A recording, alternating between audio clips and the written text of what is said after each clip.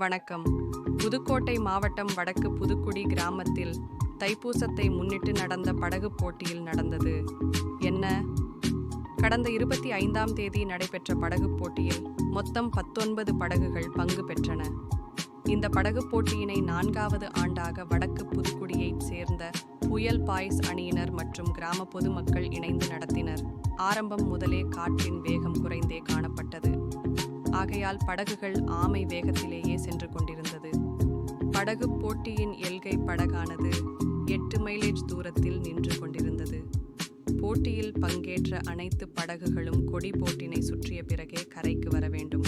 கொடி போட்டினை முதலில் சுற்றிய வடக்கு புதுக்குடியைச் சேர்ந்த குமரன் படகிற்கு சிறப்பு பரிசு அறிவிக்கப்பட்டது.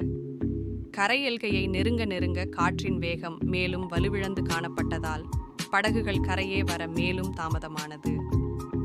எதிர்பாராத விதமாக படகு ஒன்று கவிழ்ந்ததால் புயல் பாய்ஸ் அணியினர் அந்த படகை கரைக்கு கொண்டு வருவதில் கவனம் செலுத்தினர். இறுதியாக நம்புதாளையைச் சேர்ந்த ஆறுபடை என்ற படகு முதலிலும், இரண்டாவதாக தொண்டி புதுக்குடியைச் சேர்ந்த ரத்னவேல் என்பவருக்கு சொந்தமான படகும், மூன்றாவதாக வடக்கு புதுக்குடியைச் சேர்ந்த குமரன் படகும், நான்காவதாக திருப்பாலக்குடி மற்றும் ஐந்தாவதாக தொண்டி புதுக்குடி படகும் வந்தது.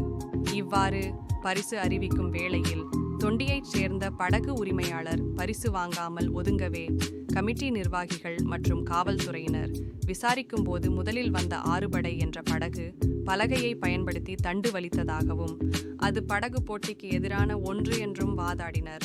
ஊர் பெரியவர்கள் சிறிது நேரம் கலந்தாலோசித்துவிட்டு, உங்களிடம் ஏதேனும் ஆதாரங்கள் இருந்தால் கொடுங்கள், உங்களுக்கு முதல் பரிசு கொடுக்க ஆவணம் செய்கிறோம் என்று கூறினர். பலமுறை பரிசு வாங்க அழைத்தும் அவர்கள் வரவில்லை. அது மட்டும் இல்லாமல் 5வது பரிசு பெற வந்த தங்கள் ஊரை சேர்ந்த படகையும் தடுத்துவிட்டனர். இதுபோன்ற நிகழ்வுகள் வடக்கு புதுக்குடி படகு போட்டி நடத்தும் அணியினருக்கு நடந்தது இல்லை என்பதால் மீண்டும் அவர்கள் ஒலிபெருக்கி மூலம் ஆதாரம் எதுவும் இருந்தால் காண்பித்து முதல் பரிசு பெற்றுக் கொள்ளவும் என்று அறிவுறுத்தினர். ஆனால் அவர்கள் எந்த பதிலும் கூறாமல் சென்றுவிட்டனர். ஆனால் நேற்றைய தினம், அதாவது 26ஆம் தேதி, சமூக வலைத்தளத்தில் ஆதாரம் உள்ளதாகவும் வடக்கு புதுக்குடி அணியினர் பரிசு கொடுக்காதது போலவும் கூறியிருப்பது மிகுந்த அதிர்ச்சி அளிப்பதாகவும் உள்ளது. அவர்கள் இதுவரை கிராமத்தை தொடர்பு கொள்ளவில்லை என்பது குறிப்பிடத்தக்கது. நன்றி. மறக்காமல் இந்த சேனலை சப்ஸ்கிரைப் செய்யவும்.